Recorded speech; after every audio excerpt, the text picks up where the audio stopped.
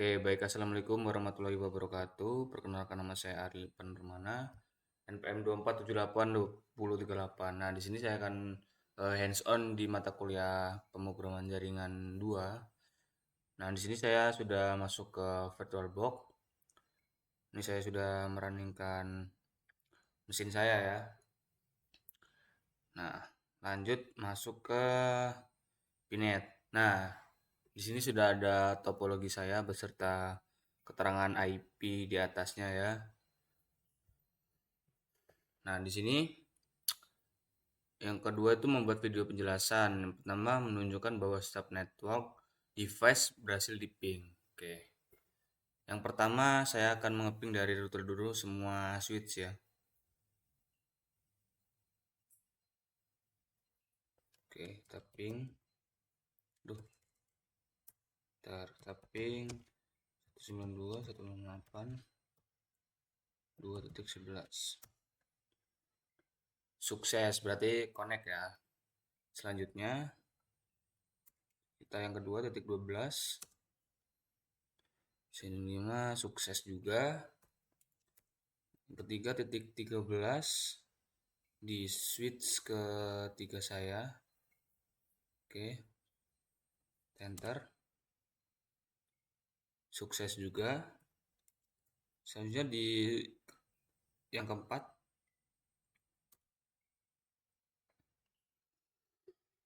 Oke, sukses. Selanjutnya yang kelima. Sukses. Terus yang terakhir yang keenam. Oke. Jika dari router ke switch sukses, berarti dari switch ke router juga sukses ya. Selanjutnya kita dari docker dulu. Kita ping semua device ya. Ping 92.168. Saya ping router dulu 2.4.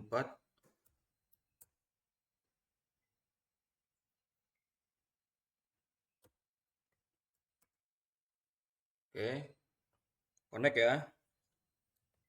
Lanjut ke 2.11 ya. Terus 1 connect. Kita percepat saja dengan menggunakan Ctrl C ya. Selanjutnya 2.12 connect ya. Lanjut 2.13 connect. Sekarang ke 2.14 ke switch yang keempat ya. Connect juga. Titik 15 ya, 2.15 switch ke 5. Oke, connect. Selanjutnya yang terakhir yang ke-6. Oke. Berarti yang langkah pertama bisa semua ya, bisa di ping atau bisa connect satu sama lain. Lanjut yang kedua, menceritakan kode get, fetch, and config py serta menjalankan program dan menunjukkan hasil outputnya.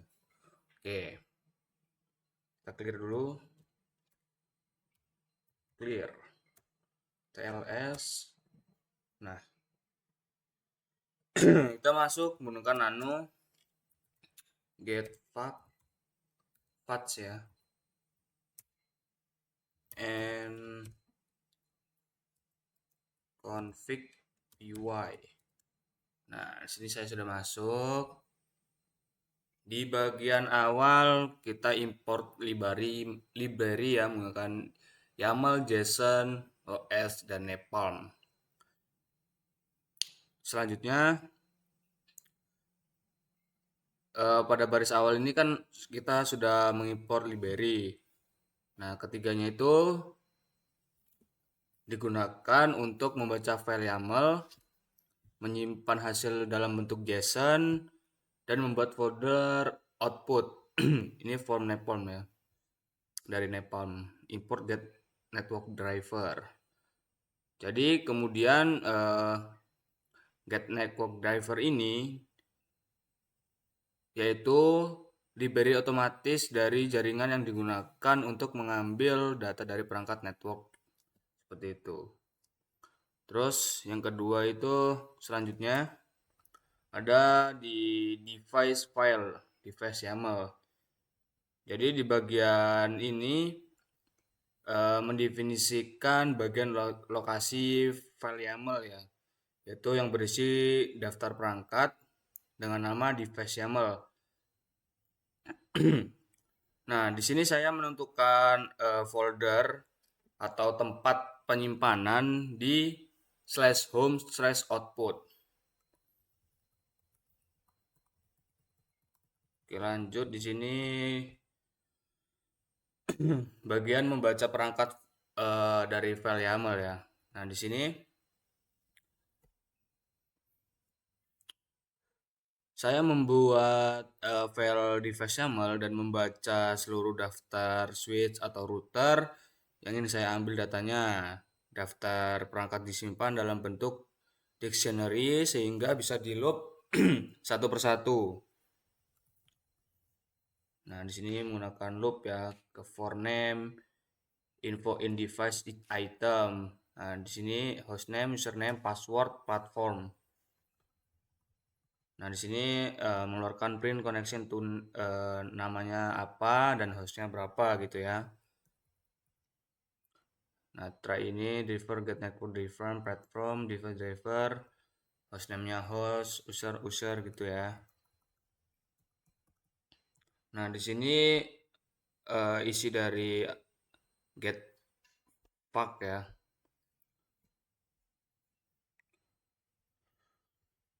Yang di sini tuh membuat koneksi di Napalm-nya ya dengan isi host, user, pwd, password ya, double delay factor dan print connection successful. Lanjut di pengambilan data dari perangkat, yaitu yang pertama ada di getFac ya. Oke. Jadi di fungsi ini yaitu mengambil informasi dari perangkat umum ya, seperti hostname, uptime, terus ada OS serial dan sebagainya. Dari hasil disimpan ke file JSON yang bernama ipfactJSON. Ini ya file JSON. Terus lanjut yang kedua itu ada di get interface. Jadi di dalam get interface ini kita itu mengambil daftar dari interface pada perangkat. Jadi di status enable dari operasional ini disimpan ke file yang bernama IP interface JSON.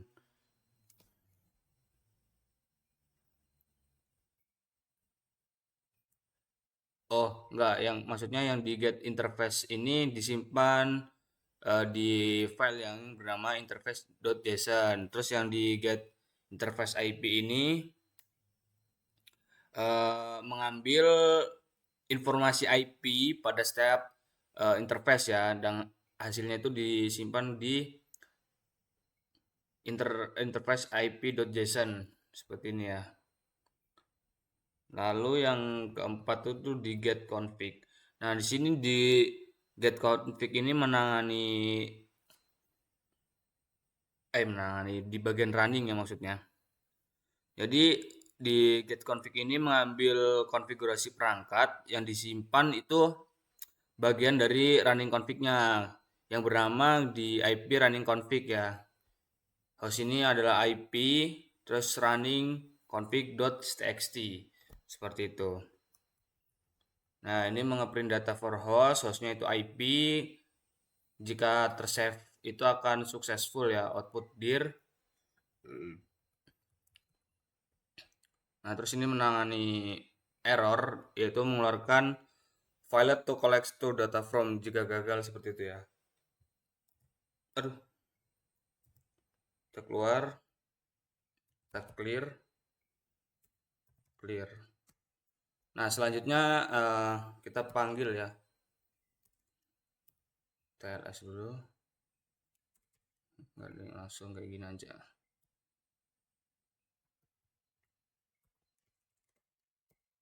Python 3. Oke, kita tunggu. Nah, di sini read only operation. Nah, di sini get file, get interface IP dan get config-nya ya. Nah, di sini connection to switch 1 dulu dengan hostnya 192.168.2.11 ya. Data save successful, berarti berhasil di save dengan sukses ya di uh, path atau directory home/output. Oke, jadi tempat saya ini sudah connect semua ya, dari switch 1, switch 2, switch 3, switch 4 dan switch 5. Nah, switch 6-nya ini ada di bawah dari switch 5 ini. Nih, kan ada connection to switch 5. Aslinya itu ada output seperti ini di bawahnya dan beserta output dari switch 6. Tapi sini ketimpa jadi tidak keluar ya. Oke, berarti beres. Selanjutnya eh oh, kita cek lagi dulu di ls dulu. Aduh, clear ls. Nah, kita get output ya. Aduh, kesini aja jadi output ls. Nah, kita akan ngecek di bagian ini get 192.168.2.11 clear ls.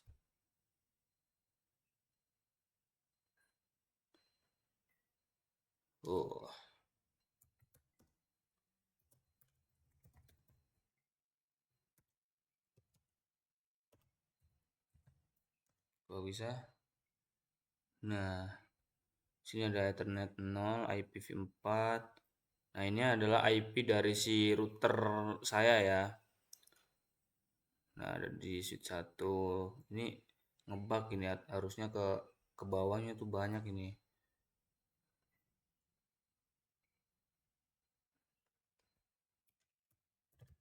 Oke, berarti beres. Nah, selanjutnya di bagian menunjukkan dan menjelaskan kode extract interface.py serta menjalankan program dan menunjukkan hasil outputnya. Oke, kita lanjut yang selanjutnya ya. Kita masuk ke extract interface. Kita cd keluar dulu. Extract interface. Oke, extract interfaces y.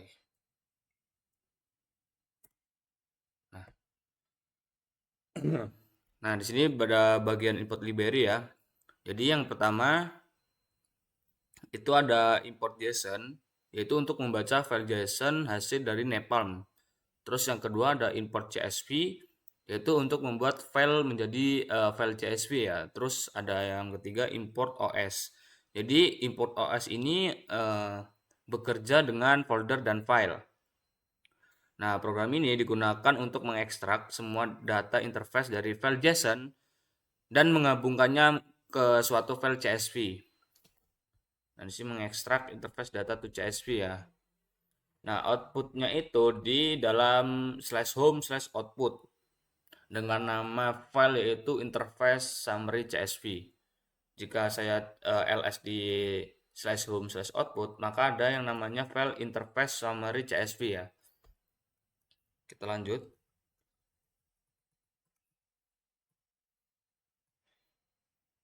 Nah, kita di sini menyiapkan file CSV baru ya. Jadi di program membuka file CSV, yaitu ditulis untuk yang baris pertama adalah header ya, atau kepala. Nah, terus isinya itu ada device, interface, enable, app, IPv4, dan prefix.ly. Nah, jadi di bagian ini tuh step interface ditampilkan ya, lengkap dengan status dan alamat IP-nya. Seperti ini, ada device, ada statusnya untuk up atau down, dan IPv4-nya ditampilkan. Nah, selanjutnya melakukan apa ya, loop ya, melakukan loop ke semua file yang dimana loop pada semua file ini di dalam output ya, /home/output. Jadi jika sebuah file ini memiliki akhiran interface.json ini ya, terus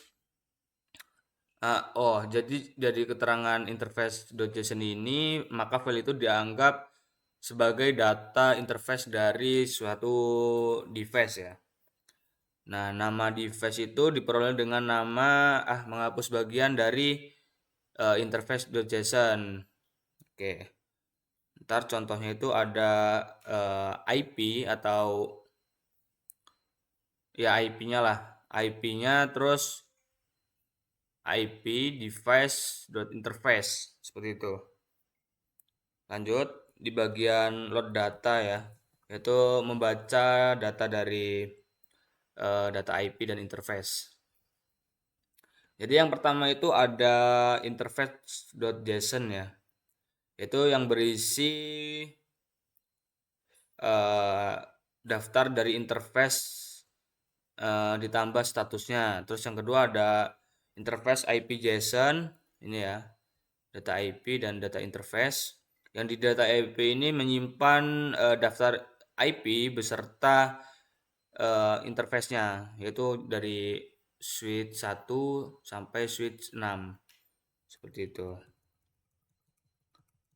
Nah, terus selanjutnya itu menulis ke data CSV ya, melakukan loop pada data ke CSV. Yang pertama itu ada enable. Jadi di enable ini, it's enable itu interface aktif atau tidaknya. Dan di is up ini, di up ini adalah link up atau down atau statusnya ya, statusnya itu up atau down seperti itu. Nah, kemudian dari program ini mencari IP pada interface yang sama di file yang bernama interface IP JSON. Jika ada IP versi 4 yang ditulis ke CSV, kalau tidak ada itu maka kolom IP itu akan kosong ya. Jika ada IP itu maka tertulis, jika tidak ada maka kosong seperti itu. Nah, selanjutnya kita akan menjalankan ya file ini. Kita clear.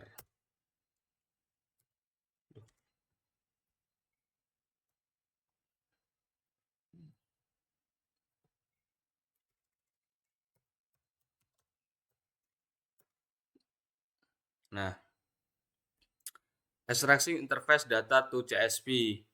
Nah, ini sudah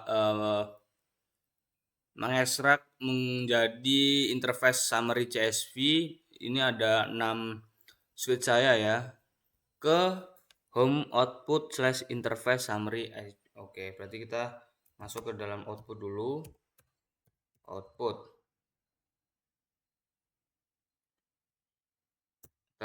ls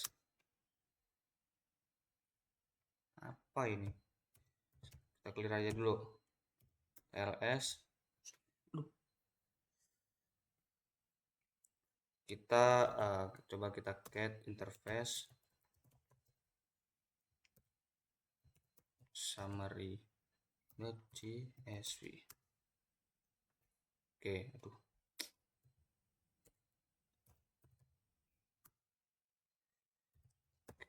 get interface summary CSV. Nah, oke, di sini ada keterangannya ya. Banyak sekali dari Ethernet 0 di switch 1 dari Ethernet 0/0 hingga berapa ini? Oke, jika enak kayak gini aja deh. Clear. Kita masuk ke nano interface summary CSV. Nah, di sini ada 175 line ya. Kita scroll. Ini ada device interface enable, statusnya up atau down ya. Terus IPv4 IP-nya. Kita scroll aja ke bawah. Nah, di bagian IP 2.11 itu di VLAN 1 ya. Itu true terus ada diisi dengan IP dari switch 1 ya. Ini 24 itu /24.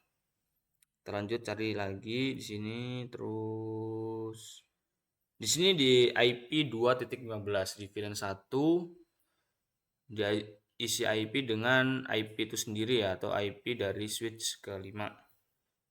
Jika tidak ada itu maka statusnya itu akan true ya atau kosong ya, tidak ada IP. Di 2.13 juga di switch 3 di VLAN 1 ya, itu ada IP-nya.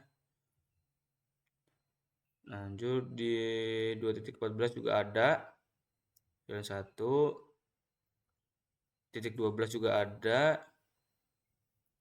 Dan di titik 216 juga ada. Jadi semua IP itu atau di semua device, masing-masing device itu terisi ya di dalam interface summary CSV ini. Oke. Ctrl X kita clear. Oke, selanjutnya menjelaskan pertanyaan yang dijawab pada bagian pertama. Ini ya.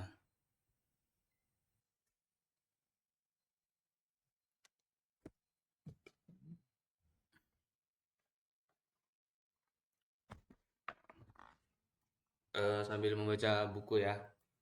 Oke, jadi yang pertama itu ada pertanyaan sebutkan versi Python dan Napalm yang digunakan. Yaitu saya menggunakan di Python-nya 3.8.2 dan Napalm-nya versi 5.0.0. Oke. Python 3 min versi on. Nah, di 3.8.2 ya. Terus di pip 3 show Napalm.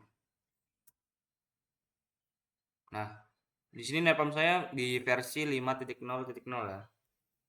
Lanjut.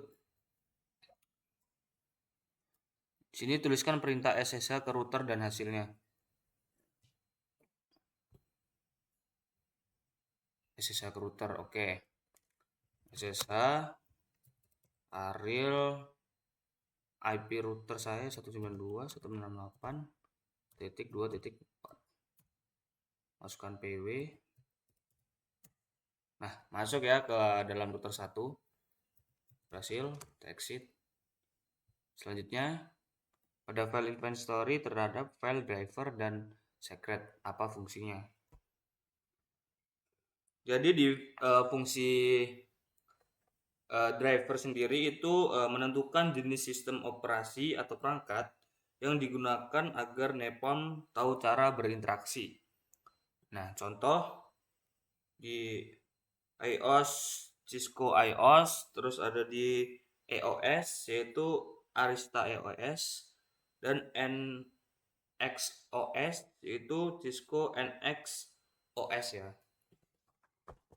Nah, terus selanjutnya di secret. Secret ini digunakan untuk enable password, yaitu password tambahkan yang perlu digunakan untuk masuk ke mode privilege. Misal enable pada Cisco iOS tanpa secret, beberapa perintah seperti get config bisa gagal. Nah, terus yang keempat, jalankan getfax pada R1 dan tuliskan hostname getfax. Duh, clear.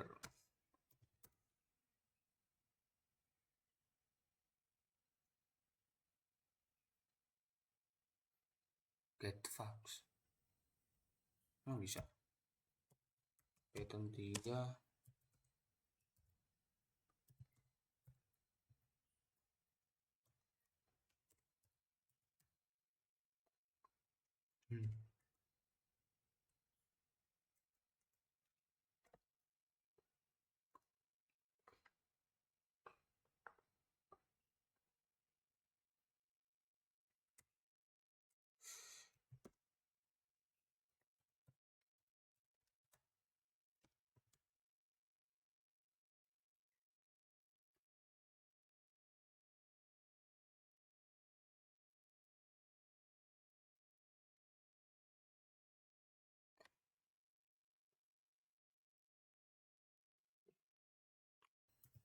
Coba menggunakan cat 192.168.2.4.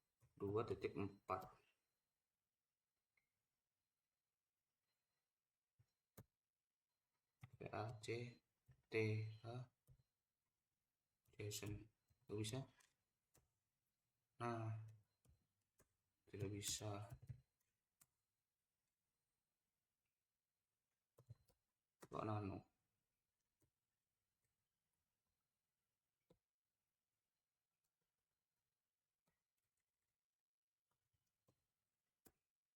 Kosong.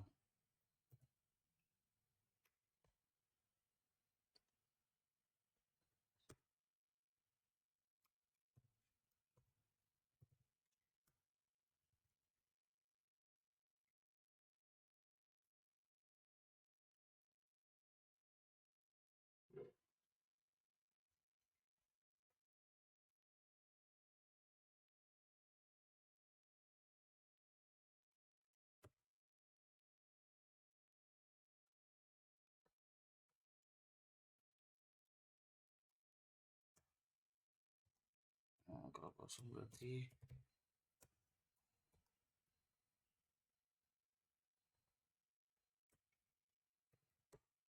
nah, sini ada ya, yaitu uptime di 1680.0, vendornya Cisco, OS version Linux software, serial numbernya 67112962, model unknown, hostname S1, FQDN S1 lab lokal. Nah, di sini ada interface-nya dari Ethernet 0/0 sampai Ethernet 6/3 VLAN 1. Oke. Kita lanjut. Apa perbedaan informasi yang diberikan oleh get interface dan get interface IP? Nah, jadi informasi yang diberikan tuh di get interface itu detail status fisik dan operasional interface. Contoh outputnya itu ada di up atau down, up/down, speed, MTU, dan MAC address. Nah, terus jika di get interface IP itu menampilkan informasi alamat IP dan subnet mask yang dikonfigurasi pada interface. Contoh outputnya itu ada IP-nya, misalnya 192.168.2.11/24 pada gigabit Ethernet 0/0. Terus lanjut nomor 6. Berdasarkan interface summary CSV, apakah terdapat switch yang memiliki IP di VLAN 99? Tidak ada ya, tempat saya itu adanya di VLAN 1 semua. Jadi jawaban saya itu tidak ada IP pada VLAN 99. Terus yang ketujuh, jelaskan mengapa abstraction layer ini penting dalam otomatisasi jaringan dan apa risiko jika programmer menulis otomatisasi berbasis CLI spesifik vendor tanpa abstraction. Oke, jawaban saya. Jadi di abstraction layer itu atau NAPMOM itu menyembunyikan perbedaan sintaks antara vendor tanpa napalm. Kita itu harus menulis script CLI berbeda untuk suite setiap OS. Cisco, Arista, Juniper, dan lain-lain. Nah, adapun manfaatnya, satu, kode bisa berjalan di berbagai vendor. Yang kedua, lebih aman karena tidak perlu parsing teks CLI manual. Jadi dia tuh otomatis ya, tidak secara manual. Nah, adapun juga resikonya,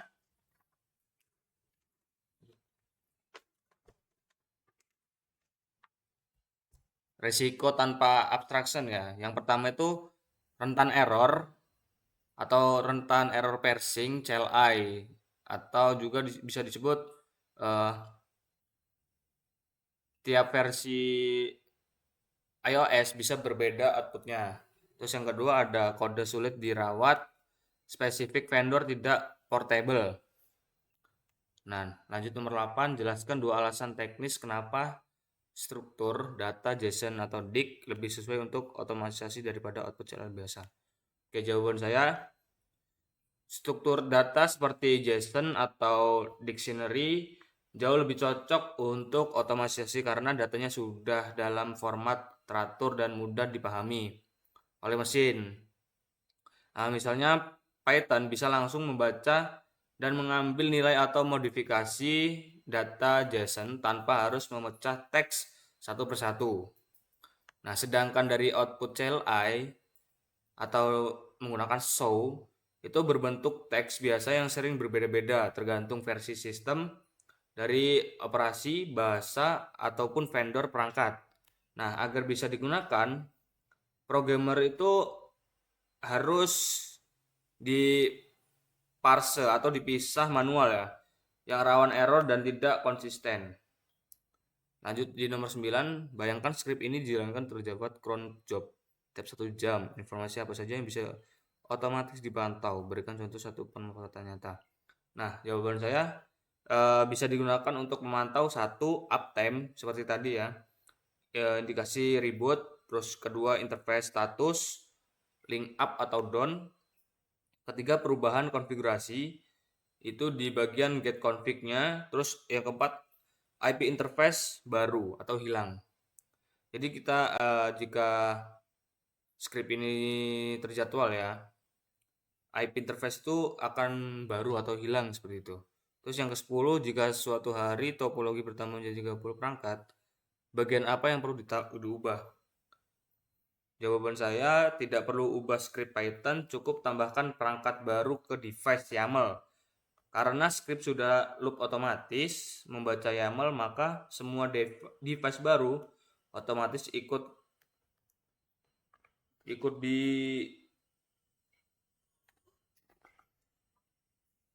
fetch. Apa ini? Ya, seperti itulah. Jika ingin lebih optimal, bisa diubah satu timeout atau eh,